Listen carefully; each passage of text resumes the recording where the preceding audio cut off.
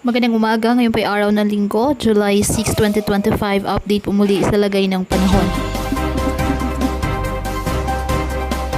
Sa kasalukuyan, dalawang bagyo ang minomonitor sa labas ng ating Philippine Area of Responsibility.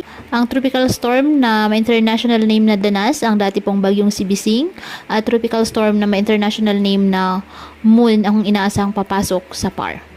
Sa ngayon ay palayo ang bagyong Moon at hindi naasang papasok sa PAR, ngunit maaring mag-recurve ito.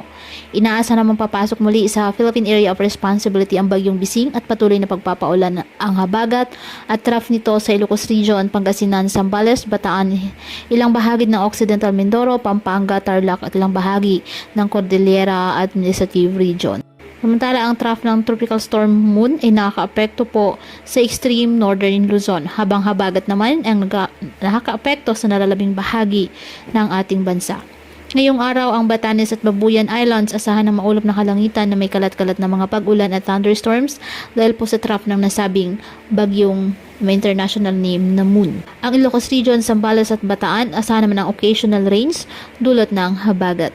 At ang Metro Manila, Mindanao, Cordillera Administrative Region, the rest of Cagayan Valley at Central Luzon, Calabarzon, Mimaropa at Western Visayas asahan ng maulap na halangitan na may kalat-kalat na pag-ulan at thunderstorms dulot ng habagat.